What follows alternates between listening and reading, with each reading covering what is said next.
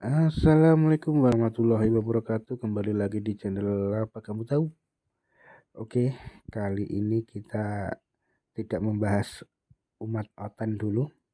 Kita membahas pergerakan umat muslim, yaitu pergerakan penelusuran tim APII. Di situ ada Bang Julius dan Bang Kores yang sedang pergi ke Kulon Progo, tentunya menelusuri rumah Edis dan mewawancarai keluarga Edis. Gak usah panjang lebar, apa saja yang mau dipertanyakan tim APII, mari kita simak. Mungkin aku tampilkan sedikit nih statement dari mertuanya ya. Jadi mereka itu semua di sana tuh kebanyakan petani gitu kan. Bahkan di sana tuh ngomongnya Jawa teman-teman. Ngomong Indonesia tuh kurang gitu. Jadi mereka bilang selama ini Edis itu pendiam, nggak pernah ngomong karena memang Edis nggak bisa bahasa Jawa. Jadi kalau Edis ngomong mereka nggak ngerti, sehingga biasanya Edis itu hanya diam gitu kan. Nah ini tiba-tiba Edis yang terkenal pendiam kok bisa jadi penghujat. Nah ini yang membuat mereka cukup terkejut teman-teman. Ini pernyataan dari mertuanya ya teman-teman. Kalau orang tua Edis sudah lama meninggal. Jadi Edis itu nggak punya rumah, nggak punya tempat sebenarnya. Sudah baik ditampung oleh keluarga istrinya. Tapi ternyata malah kelakuannya bejat ya. Parah ini Edis nih. Anak Edis kisah jelek-jelek aku mau liyo. Orang ngerti. Oh nggak tahu kalau Nggak nggak tahu kalau suka menjelek-jelekan agama lain. Dari ibu sendiri nih setuju atau tidak? Gue setuju. Ya enggak. Nggak setuju. Mohon nasihatnya Bu. Gue nasihatnya piye? Gue boleh ngopos. Gue kok jelek-jelek ke lian, jelek-jelek ke keyakinan wong lian. Gue pesannya opo? Kesini ya ora boleh tangkar. Oh ya pesannya tidak boleh. Tidak boleh. Tidak boleh. Ya, jadi teman-teman kalau kalian lihat Edis itu kan belakangan ini ya, pemahaman dia itu kan berbeda juga dengan Kristen pada umumnya. Karena pada dasarnya dia memang tidak pernah tertanam di gereja. Dia tuh nggak bergereja. Jadi dia tuh cuma menyampaikan apa yang ada di otak dia, yang kita tahu otak dia tuh sering melamun, sehingga yang menghampiri dia pasti setan teman-teman. Orang yang sering melamun, belajar sendiri, itu gurunya setan. Gurunya setan, teman-teman. Nah, ini yang terjadi. Dan sekali lagi, teman-teman ya, dari kisah Edis ini kita bisa belajar bahwa orang yang jago ngomong, jago menyampaikan seakan-akan dia itu adalah seorang penjual iman, padahal di kehidupan nyata, orang ini adalah kaum munafik. Kaum munafik, teman-teman. Jadi ini yang ngomong bukan kita, tapi langsung fakta di lapangan. Ya, bagaimana Edis selama ini, bahkan memang dulu pekerjaan dia adalah rentenir ya, pekerjaan dia rentenir, tapi memang dia kurang jago dalam menagih, sehingga nggak dilanjutkan lagi pekerjaan sebagai tukang tagih. Gagal terus teman-teman. Ya, gagal dia dalam jadi debt collector, seperti itu. Oke, mungkin saya kembalikan ke teman-teman, silakan ada mau ditambahin mungkin dari Bang Zuma. Dia jago menagih, saking jagonya dia bisa menggait gadis desa Ibu Suwarni. Jago dia, lanjut. Tapi gaitnya di sawah, itu yang kupikir dari tadi. Ya, biasalah Bang, nggak ada hiburan di situ Bang, cuma ada sawah memang. Kenapa Nggak punya bikin uang. Nggak punya mujizatnya uang Bunda. 6 bulan itu mujizat, mungkin karena pengaruh sawah kali ya. Lebih subur mungkin. Iya, subur 6 bulan langsung meledak. Wah, keren kali tuh.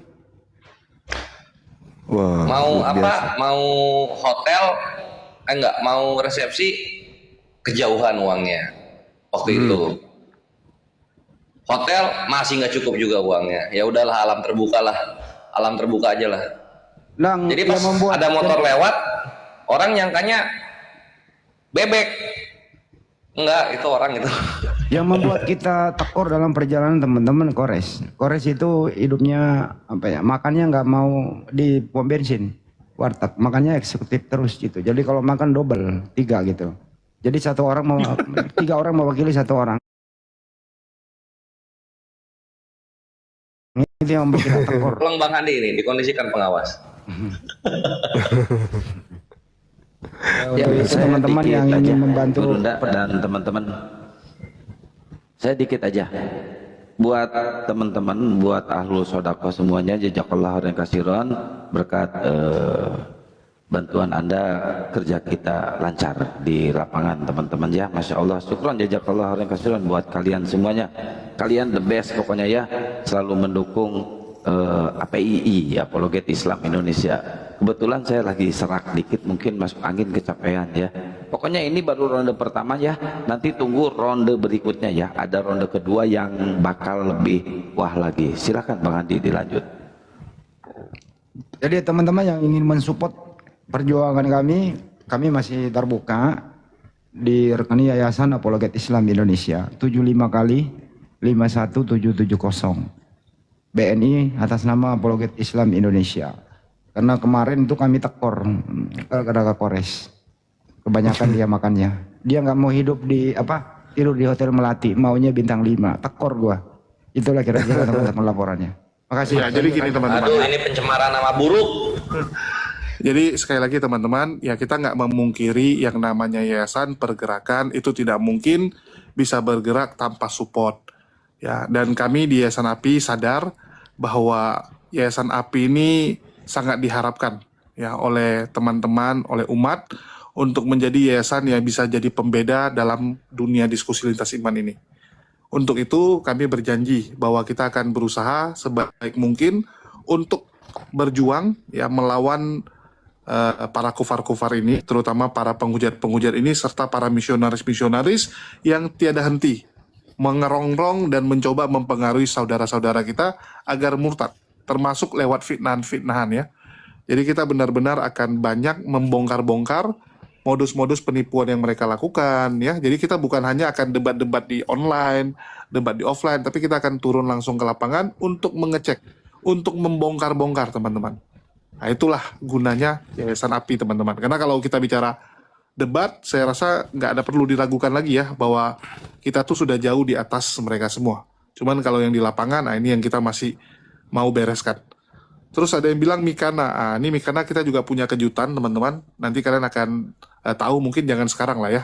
Jadi biar surprise-nya itu berurut ya, biar jangan semua sekaligus. Itu sih. Nanti kalian akan dengar juga info mengenai Mikana ya, karena kita memang konsen juga sama satu orang ini. Nanti mungkin Bang Handi akan lanjutkan. Kalau nggak hari ini mungkin besok. Kita akan sampaikan apa yang sudah kita lakukan di lapangan khusus untuk Mikana teman-teman ya. Khusus untuk Mikana. Oke lanjut. Jadi video berikut atau hasil investigasi kami berikutnya. Karena ini ada dua memang investigasi kami. Yaitu mengenai Mikana. Apa sih Mikana di mata pendetanya begitu. Mungkin dikasih cuplikan dikit bagaimana Kores berpelukan dengan pendetanya Mikana. Nanti video berikutnya kita bahas di sini. Biar nggak bosan gitu ya. Jadi investigasi ini lebih mantap juga. Ada sebuah gereja seperti apa dan seperti apa. Itu kasih cuplik dikit Jules. Jul. Yang dia si Kores kasih pasangin dasinya di tempat dia, bukan aku nggak fotoin. Oh di sama aku ntar. Terusin dulu. Ya.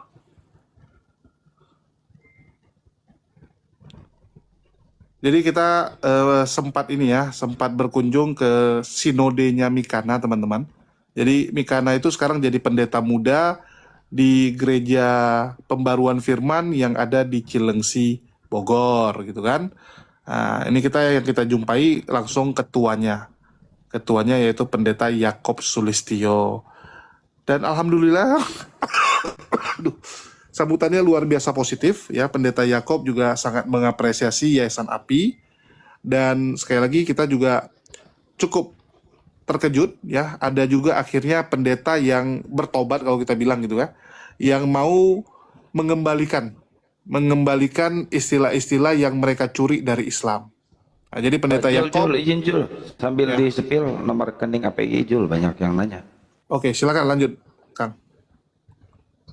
Lanjut di sepil di situ nomor rekening API-nya. Saya nggak hafal. Buat teman-teman ahlu sodako yang ingin berinfak untuk perjuangan kita ya, di rekening API 7-nya 5 kali 51770 Bank BNI atas nama Apologet Islam Indonesia. 7-nya 5 kali 51770. Tepat dong Jul? sekilas info, nanti videonya nyusul teman-teman, karena nanti kalau dibuka sekarang semua ada beberapa teman-teman yang bilang waduh ini debat gitu ya, karena kita tahu teman-teman banyak yang suka debat, tapi sebagai yayasan kita punya tanggung jawab untuk menyampaikan apa yang sudah kami lakukan teman-teman ya. Nanti dibilang wah ini API ini ngapain gitu selama ini gitu kan. Nah, jadi kita harus laporkan kepada teman-teman semua. Oke lanjut Ustadz Dio, ada tambahan? Ketum. Assalamualaikum warahmatullahi. Gedein saya ini pejabat Kores ini cuplikan aja. Waalaikumsalam warahmatullahi wabarakatuh. Gua buka kamera dulu, tunggu bentar ya.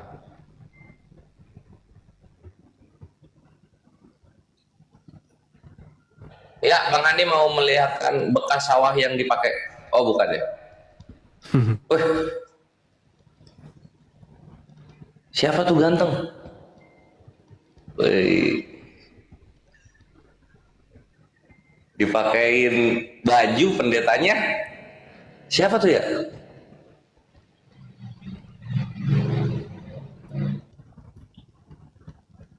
Oke, cukup. Bayangkan keluarganya sendiri itu mengatakan jangan dukung Edis. Kalian yang cuman cecenguk yang nggak jelas dari mana malah mendukung Edis. Dan biar kalian tahu teman-teman, Edis itu nggak ke gereja. Nggak ke gereja dia selama ini teman-teman. Bukan Kristen ya. Edis itu teman-teman hidup dari istrinya.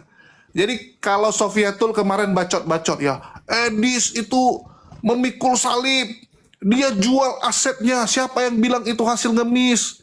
Dia jual aset-asetnya untuk pergi ke Amerika. Ternyata bohong teman-teman ya, bohong. Jadi Edis itu nggak punya apa-apa. Istrinya yang lumayan punya sawah dan ada kios. Ada kios, Edis numpang. Kios yang dimiliki oleh Bu Suwarni ini dipakai Edis untuk ngerental motor.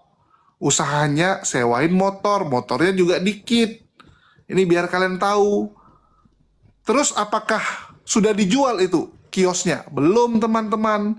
Kiosnya sekarang dipakai oleh keponakannya, dilanjutkan oleh keponakannya. Jadi kita punya semua datanya, ya. Jadi buat teman-teman yang sebelah, berhentilah. Berhentilah kalian menghibur diri dengan berpikir bahwa Edis ini orang hebat, orang mulia. Enggak teman-teman. Ini murni nyari duit. Dia bosan hidup miskin. Dia bosan cuman di desa hanya berharap dari istrinya, ya, hanya nunggu dikasih makan sama istrinya.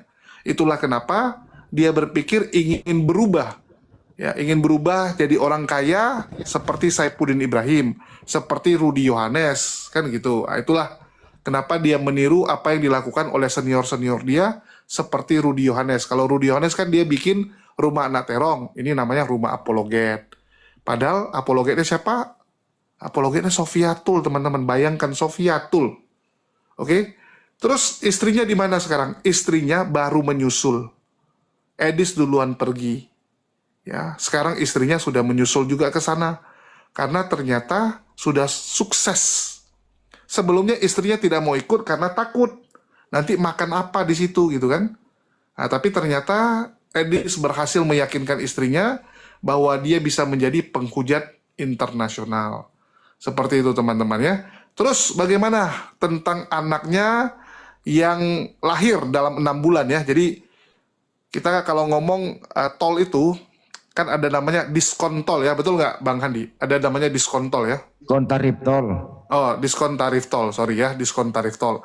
Kalau Edis itu punya mukjizat, diskon kehamilan teman-teman. Orang yang biasanya hamil 9 bulan, kalau sama Edis itu hanya perlu 6 bulan. Hanya perlu 6 bulan. Jadi menikah bulan 12, bisa lahir anak di bulan 6. Itu sudah kita cek valid teman-teman ya. Info tersebut valid. Inilah luar biasanya mukjizat dari Edis. Ya, luar biasa teman-teman. Bisa membuat perempuan hanya perlu hamil 6 bulan. Oke. Tapi ya sekali lagi kita nggak akan singgung anaknya. Karena sekali lagi anak tidak bersalah. Tapi kita sangat capable untuk urusan itu. Oke lanjut silakan yang lain. Oke, kalau saya poinnya saja bahwa kami start dari Jakarta, Semarang, Ambarawa, Magelang. Alhamdulillah di Magelang kita bisa mampir kepada salah satu saudara kita yang mendukung. Terima kasih Om. Om apa? Om ya namanya ya? Om aja ya. Terus kemudian Kulon Progo koordinasi semua pihak. Alhamdulillah direspon dengan baik. Untuk itu kami dari Apologet Islam Indonesia mengucapkan terima kasih yang tak terhingga kepada seluruh pihak yang mendukung kami, memberikan jalan, terus kemudian menerima kami apa adanya. Dan kepada seluruh masyarakat, khususnya di Dusun Tileng ya? Tileng. Iya betul, Tileng, Kecamatan Pendorejo, menurut informasi dari Kadus dan Pak Lurahnya bahwa dusun ini sangat menjunjung toleransi antar umat beragama. Karena di situ memang ada keberagaman ya. Tapi masih mayoritas Islam, yang lain ada Buddha, Hindu, ada Kristen Protestan dan ada Katolik. Jadi setelah informasi ini mereka pada tahu, mereka sok kaget kok bisa ada warga seperti ini. Jadi sebelumnya ya Julius, Kores dan teman-teman itu mereka nggak tahu kalau Edis itu suami Bu Suwarni ini menghujat Islam dan Katolik. Mereka nggak tahu. Setelah tahu mereka agak kaget dan masih menjadi buah bibir sampai sekarang ini. Informasi terakhir, jadi masyarakat di situ udah mulai berbicara dari warung kopi ke warung kopi. Ternyata ada warganya yang namanya Edis menghujat agama Islam. Sekali lagi melalui pembina mengucapkan terima kasih kepada semua pihak yang telah mendukung kami. Semoga antum-antum semua diberi kesehatan. Insya Allah lain waktu kita bisa ketemu lagi mengunjungi area perpindahan pergeseran Edis ke salah satu kota sebelum dia ke Amerika. Dari Tileng, Kulon Progo bergeser ke Sleman ya. Yuk, Nah, bisa ke Sleman. Nanti akan kita telusuri lagi dan datanya sudah lengkap semua. Seperti apa sih yang dilakukan Edis sebelum hijrah ke Amerika? Jadi kalau istrinya itu 1 tahun yang lalu hijrah dan rencana anaknya juga akan hijrah. Bukan kata hijrah saya pakai ya, ngungsi untuk mendukung pergerakan Edis. Sekian dari saya, terima kasih kepada Bang Julius, Bang Kores, Akang semuanya. Antum semua, saya nggak bisa tidur, berisik dalam mobil. Makasih.